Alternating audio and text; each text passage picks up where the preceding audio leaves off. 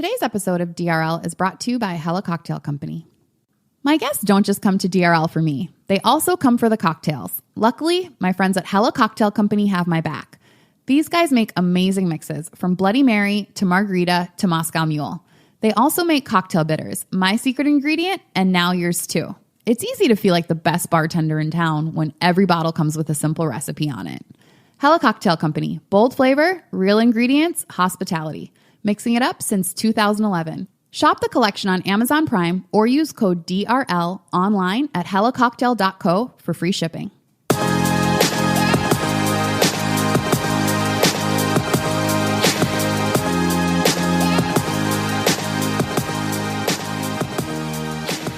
Hello, my lovely listeners. Welcome back to another episode of DRL, where we're talking everything dating, relationships, and love. I'm your host, Tanisha Wood. I'm still out here in LA and still contemplating whether I should move here. I'm just in love with the heat without the humidity. I'm here with Rico today. Rico and I went to high school together. Yes. I've had a lot of Osseo people on lately. Yeah, it's a whole vibe right now. I'm loving it. How long have you been out here? I have been here for 10 years now. Oh my gosh. Yeah. It's a while. Decade. What made you come out here?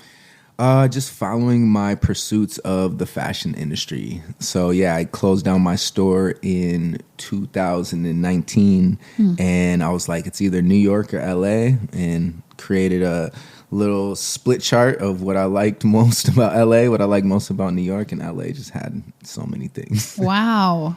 Yeah. So no chance you're moving back to Minnesota? 0% chance. Yeah, I really do feel like you have an LA vibe in a good way, in a chill way. It's home now. I got my daughter out here. You know, it's got businesses out here, so many associates, nonprofits. It's home. Dope. So I wanted to talk today about, you have a couple like interesting situations. Like you had a child from a previous relationship. You now have one in your current relationship.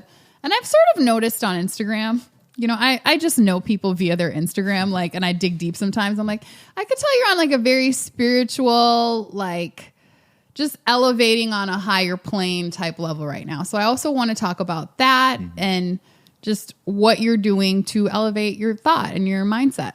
Now, you mentioned that you and your partner work together and also you're in business together. How long have you been together? We have been together for 7 years now. So how has it been working together? How's that impacted the relationship outside of work? Whew. No, you know, working together it's another opportunity and it's another challenge, right? So a relationship in general, there's a lot of dynamics just within that. So then starting a business together, it opens up a whole new other set of dynamics. For me, I think it was a really positive experience because it challenged us in a way that it forced us to communicate in a more effective and in ways that were just more clear, in finding out what are we in it for? Like, what are we doing the business for? What are the actions that we're taking within the relationship? Like, what does all this mean? And, you know, making money together, there's a lot of excitement that's there too. It's like once we overcome obstacles and we're bringing in money and, you know, we hit 6 figures in our business, it's like, wow, like look at what we did from nothing. Right. And so that's like, there's so many great parts to it. And I think that the challenges are tough in the sense that they're added on top of the relationship dynamics. So that was one of the things that I've learned is that when you're in a business with your partner, if you can somehow separate both of those and kind of have a place for the romance and a place for the connection in the relationship and have a place for the communication about the business, because you know, we might be talking about what's needed in the business and someone's feelings might be hurt, that pours over to the relationship. So that's the part that I think it took a lot of extra work. But that extra work is what I feel like took us to the next level as far as understanding ourselves. Because when it comes to communicating in our relationship, I feel like it's so much about how much do I understand myself? How much does my partner understand herself? Because a lot of the things we're talking about are based on the needs that we have or the needs that aren't being met. So if there's like some type of challenge in the relationship, that might be based on some unmet need. And so to be able to figure out first that there's even that unmet need, which turns into an emotion, which turns into possibly projections and all these other things that are a little bit further down the line, like being able to both tap into, well, what are our core missions, and then what are the needs that we both have as human beings, and maybe there's some ways that we're not getting those needs met, and so how do we communicate that in a way that doesn't feel like we're attacking each other? You're so right, because it's never about the issue or the thing. It's always like, what's behind the thing that's behind the thing that's behind the thing that's behind the thing. Like, what is the actual need here? Like you said, like, what do you need that you're not getting, because that is why you're upset right now? Totally. And so we've gone into different kind of personal growth programs where like together we've like worked on our communication in such like deep and profound ways. So I was talking about, I went through the Mankind Project. There's a sister organization called Her and the Woman Within. So Mary has done the Her weekend, which is a very similar weekend to the initiation that I did. And so I was very adamant, like, you should do this. You should do this. And she was kind of like, no, I'm all right now. And finally I was just like, look, like, I trusted the person. I trusted the person who asked me to do it. Can you trust me, to go through this? Like I trusted that person who asked me to go through the Mankind Project. She was like, okay, saying it that way. She did it. And that really opened up a whole new set of tools and ability for us to communicate about things like projection, about things like our judgments of things, our intention versus impact. So there was like this new form of communication tools that, since she went through a very similar program, we were able to get on a very much deeper level as far as our communication. All of it really, I would say it really came from us being in business together, because it is so challenging to be in business together and to be in a relationship and to keep the spark going in the relationship and to be able to keep the business going and to be able to communicate about the being accountable to the things that, are needed to be accountable for in a business. How do you separate them though? Like if something happens at work and maybe she did something wrong or didn't do something the way she was supposed to, and maybe you have a moment where you're just like, I told you before, it doesn't go that way. Like, how does she not take that personally and have that affect her when you guys go home? Is there a door you walk out of and you're like, this is the business line. We're officially done discussing business now. Yeah, I'm still trying to figure that out. No, but seriously, I think that it comes from being clear around the intention. So intention versus impact is a really powerful tool where I may say, hey, this is due today, and you said it was going to be done, and it's not done. And that can impact her. It's like, maybe I didn't say it, kind enough, or maybe the way I said it was just like disrespectful. So she's coming like, the way I'm impacted by you bringing that to me is X. I feel angry. I feel like I'm not being valued. And so for me to bring up, well, the intention is to hold you accountable so that we can go to where we want to go in the business, and to be able to try to like separate the actual impact from what the intention is through the communication. So I think that there's a lot of different like nuances to being in business and also understanding ourselves. So if I'm easily triggered by something that Mary says, and I don't have awareness of that, that can continue to trip both of us up. And just having those little pieces of awareness, so like being a part of the Mankind Project and doing my work with other men around what are some of my triggers, what are some of my shadows, my self-limiting beliefs. So if I'm aware of some of my self-limiting beliefs, and if Mary is unconsciously triggering some of my self-limiting beliefs, this is where I can start to untangle the issues of being in a relationship and then also being in a partnership. Because the partnership has so much emotion, surrounding it, as far as like, how do I want to be seen? How do I feel? how does this person add value to my life as far as in a partnership? And so, when we're pushing each other for business, it's kind of like somewhat of a sport, where business, you're trying to get to the next level. You're trying to increase the revenue. You're trying to get more clients. You're trying to increase the value that you're able to provide to the world. And so part of that is like, let's do this better. Here's something that we can improve on. Mm-hmm. And so those little nuanced things can definitely, they can sometimes attack the ego, and they can make us, not feel like we're doing a good job. We're not enough. We're not worthy. So we both have, done a lot of work in that space. And I think it's something that continues. We're not in business together anymore, so that makes it a lot easier. But while we were in business, it was so clear to us about how do we understand ourselves is going to impact what our relationship looks like, and how do we communicate. And I'm seeing that that doesn't go away, and as we get older, we've been in a relationship for 7 years. And so I'm a different man today than I was when she met me. And she's a different woman today than she was when I met her. And so how do we continue to grow? How do we continue to grow together? And if there's places where maybe I am where she's not, how do I continue to have space for that growth in this relationship, and vice versa? Where she might be going somewhere where she's studying like what's it? Aloe vera, I don't know. Aloe vera. It's like the plant.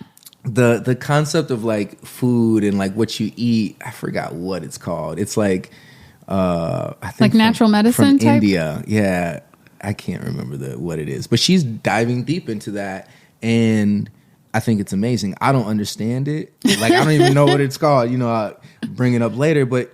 Yeah, it's like she's into that. And so me holding space for her growth there, where that is also going to add value to our relationship.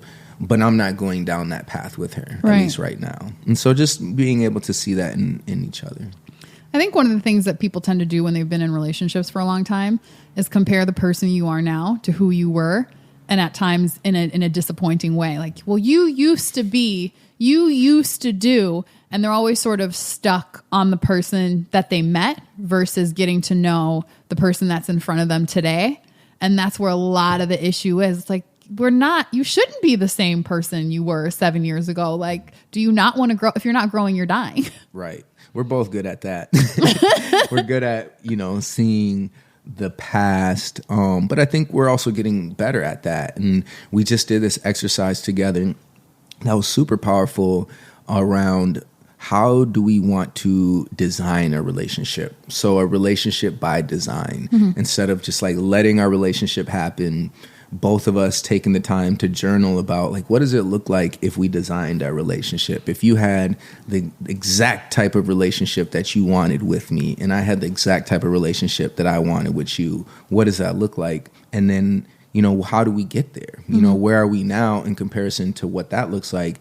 And then, what are the actual steps that it's going to take so that we can both be a lot closer to our relationship by design? What's funny is you said, design it, and what do we want it to look like? And in my mind, somehow I translated that to goals, but I don't think that's what it is.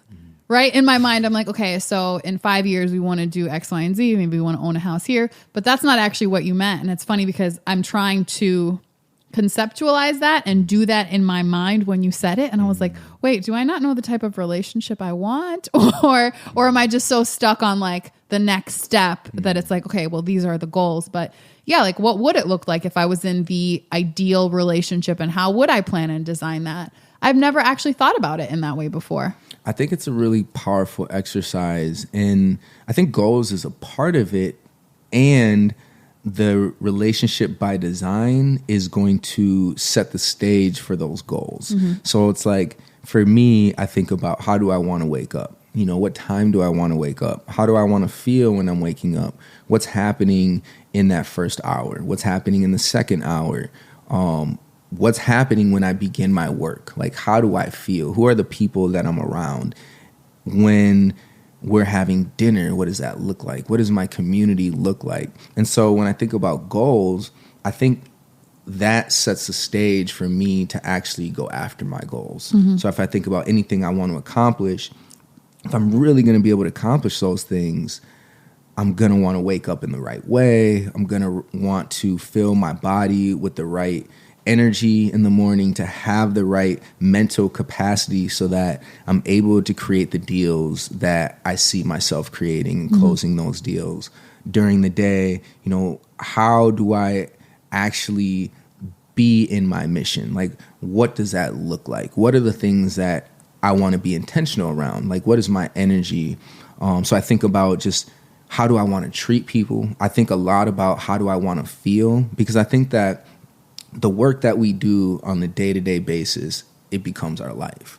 And sometimes it's easy to brush over those things. It's easy to brush over, what does it feel like with my coworkers? What does it feel like when I wake up with my partner?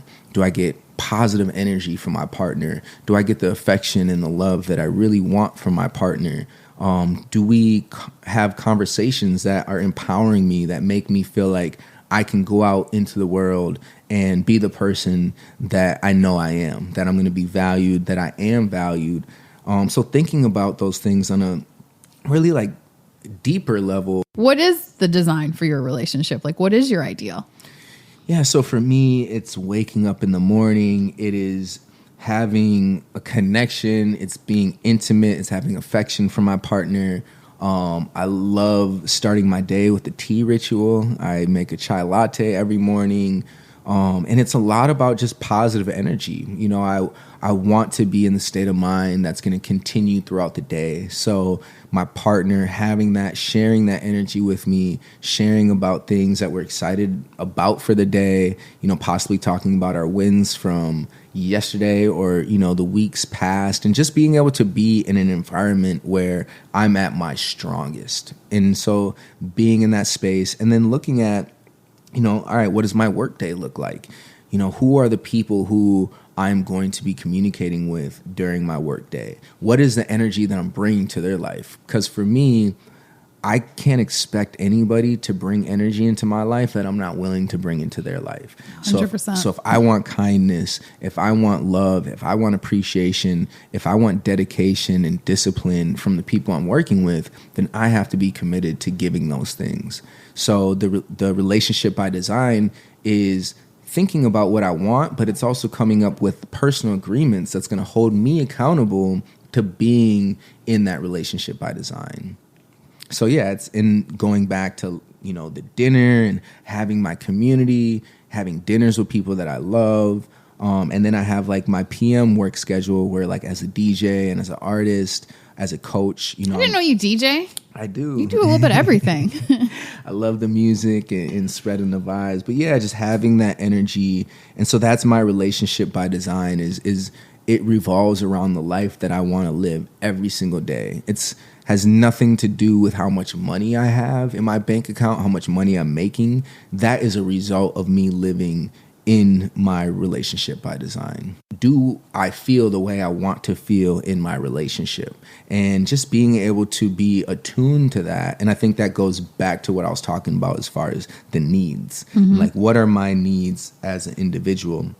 Because based on all of our life story, like we all have such different needs. So when you and Mary are communicating, are you guys talking in terms of, well, here's what my intention was. Well, here's what the impact was. Like, is that the language that you're actually using? Sometimes. I mean, we're humans and we're not robots. Right. So there's definitely times where we can slip into, shadow and unconscious behavior, unconscious way of thinking. But I know that through the work that we both do, it comes back to taking ownership, taking responsibility. We can sit there and be like, you're doing this and you're doing that. But to be able to take responsibility for how do we feel? How is this conversation making me feel? Because Mary's not a mind reader and I'm not a mind reader. So to be able to be on the same page as far as like, all right, this conversation is not going in the direction that I thought it was going to be going, and to start breaking that down. Because sometimes it's like can just feel that things are going off course and be like, okay. It's generally when your heart starts pounding and you're starting to feel angry, then it's like, this is not going to go. It's going to go the other way. It's going somewhere else. And I've done a lot of work around my anger as a man, is just as a man of color, just understanding where does it come from, and then how do I choose to deal with my anger. And that's been a big part of a shift that I've seen in the relationship, as far as like, how do I deal with my anger with Mary, and to even be able to like just speak to that. So instead of me feeling like I have to show Mary that I'm angry so she understands that I'm angry, right, I can literally just say, I'm angry right now. And it's like, without me having, oh, man, I'm angry. Like the emotion doesn't have to be there. You can simply say the words. Yeah, just simply to get your point and say across. like, that's really how I feel. Like I could yell, I could do all that, but that's literally how I feel. And let me go underneath that. I'm actually sad. And the sadness is this, and that's creating the anger. And to be able to like speak on those things very clearly has, for me, it's been able to dissipate some of like the anger. Just like not have to like hold it and feel it, where if I do feel it, I'm able to just channel it and speak to that. And sometimes I feel like, oh, does she not get it? You know, do I have to like, you know, show my anger? But I know that's not what I want. That's not the man that I want to be, is somebody who shows their anger like that, you know, and I know I have that choice. So going back to my personal responsibility and how do I want to show up in the relationship? That's such natural behavior, right? Mm-hmm. It's natural to say, I'm angry and now I'm yelling because my heart is pounding and the adrenaline, and that's how I feel. But how does one control that? I mean, something happens, and it almost happens in an instant where you're not thinking about it, right? So if I push you right now, you might not even think about it, but you're going to be mad because you've like physically been harmed or pushed or whatever. Mm-hmm. But like when you're emotionally pushed or mentally pushed, like how do you control that in such a split second? Yeah, it's a great question. I think it's all about understanding what safety means. So in the moment of being angry is probably the worst time to calm down. Right. Like, and then people want to say, calm down. Just calm down. If you're waiting for the moment when you're angry to try to figure out how to not be angry, like you've waited too long. And so for me, it's about taking the time when I am being conscious about how do I want to show up in the world. So I'm a part of a men's group. In the men's group, we have these weekly, sometimes monthly circles. And in that circle, I can think about how am I showing up? I can think about times where maybe I did get angry. And so there's a process around accountability in the Mankind Project. And it's a very simple process where it's like, what is the agreement that you made? If you broke that agreement, what did you choose to make more important than that agreement? And what is the shadow, the self-limiting belief that is driving that action that you took to not keep your agreement? Mm-hmm. And then how is that impacting the people around you? And then how is that impacting yourself?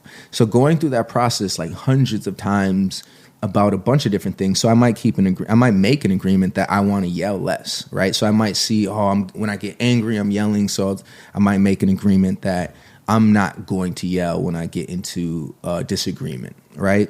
And so seeing myself break that agreement, then I can start diving deeper as far as, well, what was underneath that, you know? And then what's the impact? So that's like probably the part that helped me shift it, where I like made the decision in one of those circles where I'm like, I'm not yelling anymore. And I came home to Mary, I was like, just to let you know, I'm done yelling. You're not going to see that from me. Bet on that. This is the last time I'm going to yell, but it's because I'm excited to let you know I'm no longer yelling. And she will tell you, she's like, that's done. Like that literally, like that part of our relationship has been over for a while now. So just being able to break it down in a way where I'm able to see like what's the real result to this. And I think that it was a learned behavior. I've seen it in my parents. I've seen it in people around me. I've seen it in movies and television.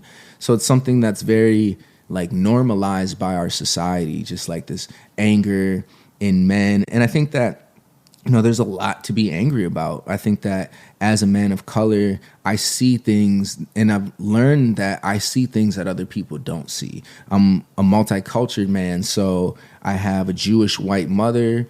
I have a black father, and I'm in the middle of these worlds. And so sometimes people say things and not know, who I am. They're just speaking freely to who they are. And I'm like, wow, like you're disrespecting a part of me. Do you see what I'm saying? Because you don't see that in me. Mm-hmm. And there's just like so much that's happening in the world based on like just unconscious behavior. So I think that was part of the anger. It wasn't in just our relationship. I think it was just like there was a lot of anger to how the world has treated me, how I feel like the world treats other people who look like me.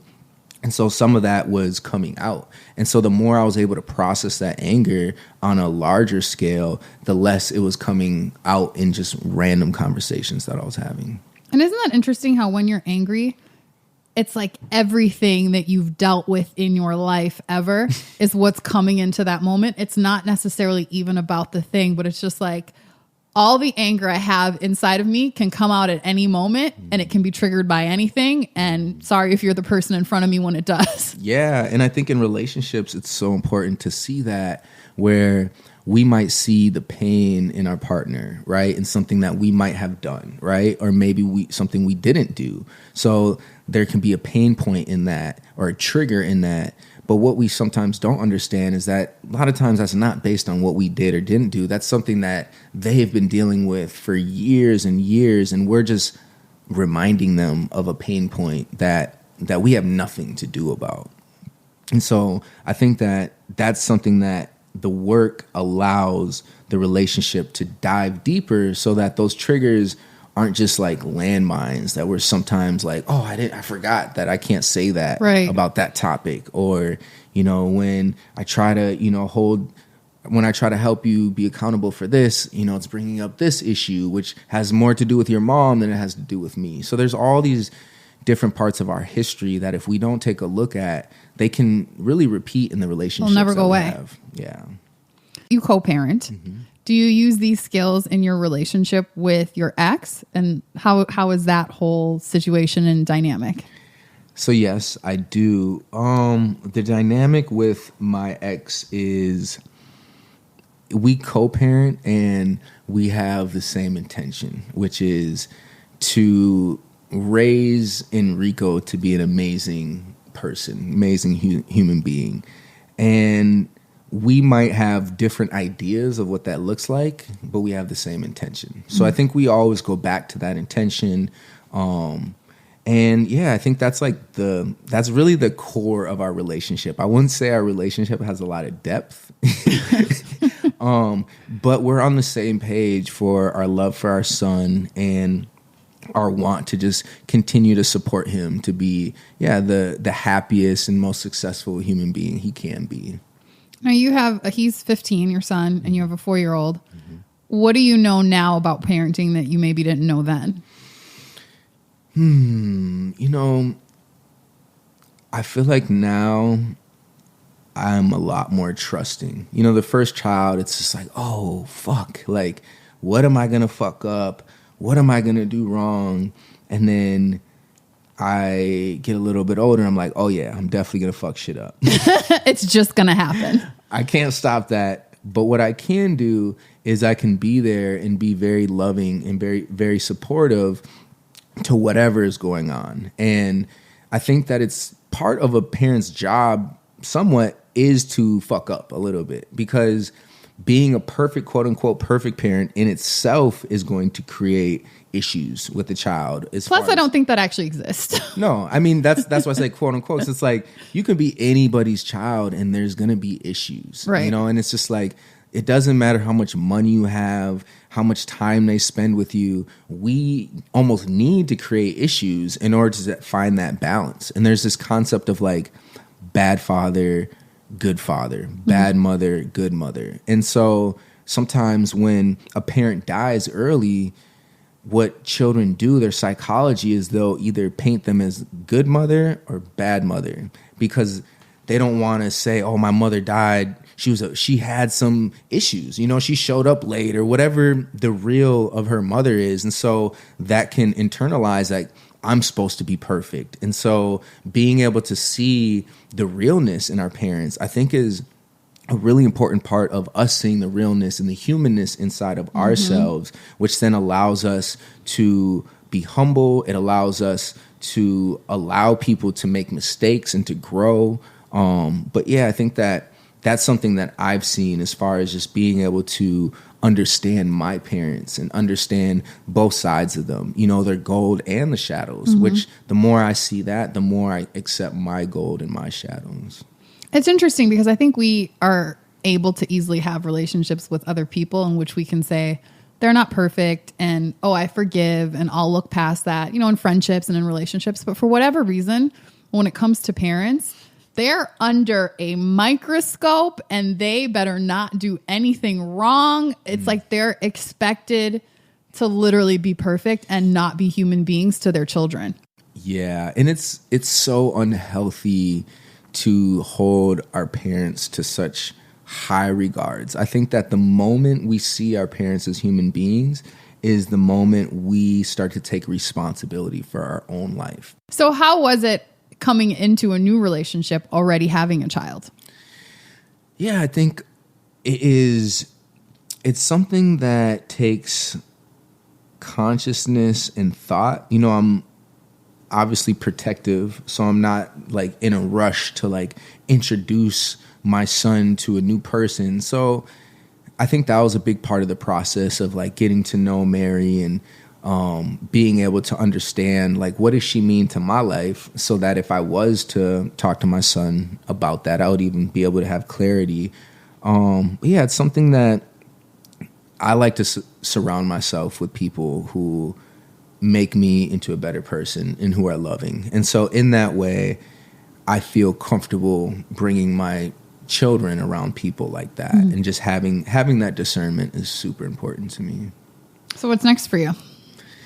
Next, you know, I have been really stepping into doing a lot more coaching since the beginning of this year. So right now I have 3 coaching clients and I am taking on more clients as we speak, just taking different meetings and finding the right clientele. I have just this whole process around when I'm meeting people, finding the people that are not only I'm right for, but that are right for me, and being in that space of helping them find out what their mission is, helping them find out what their true purpose is, and then through that, helping them tap into more financial abundance and being able to create a scope for them for the next 6 months or 12 months of their life where they have clarity as far as what their next steps are and how they can start really changing their life into something that they are going to be more passionate about.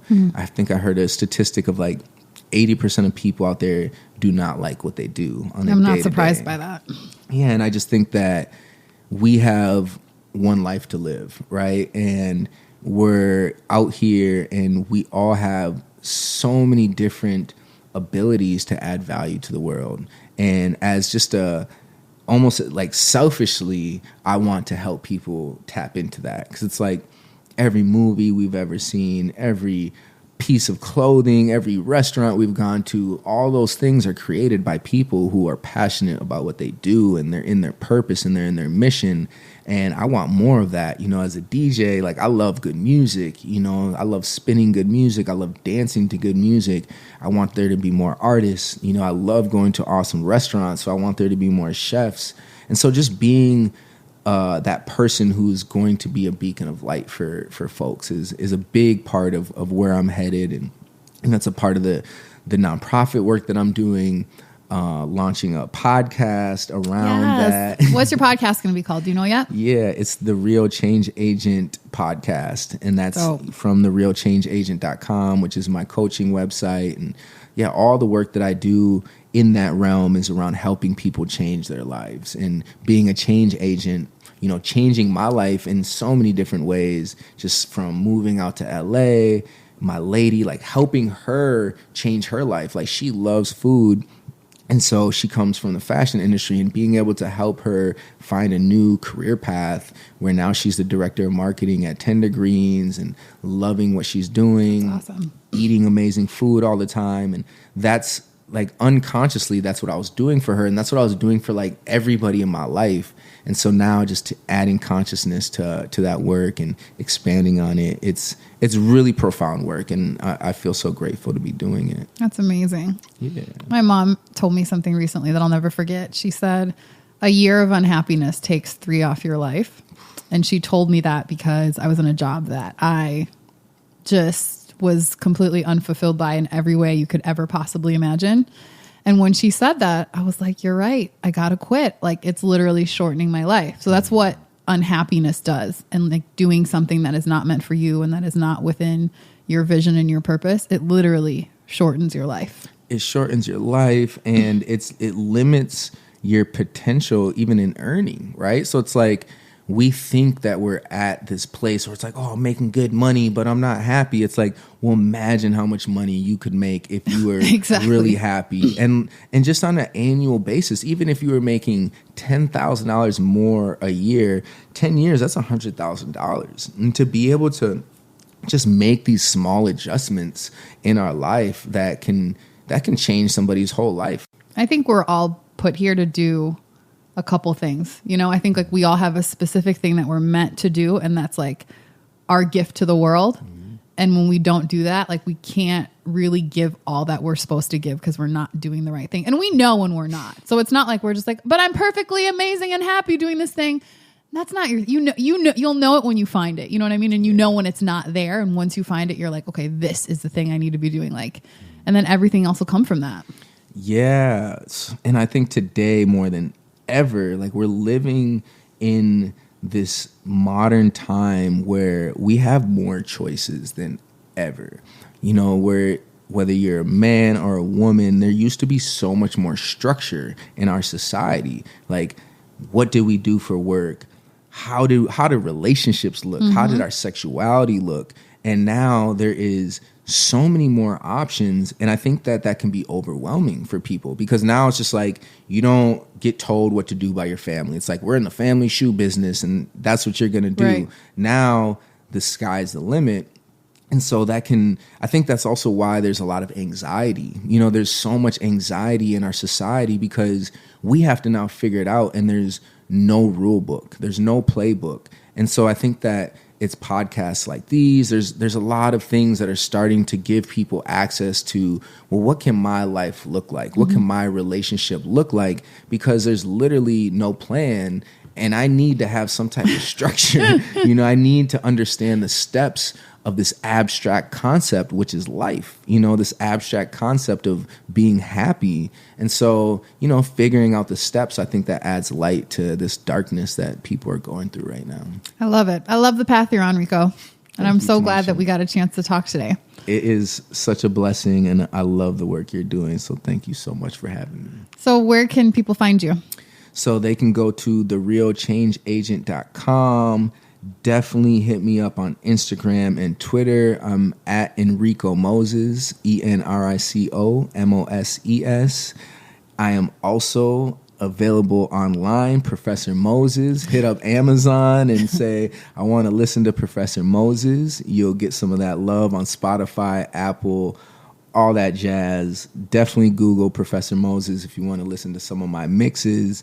If you're looking to change your life, go to therealchangeagent.com, and I would love to hear from you.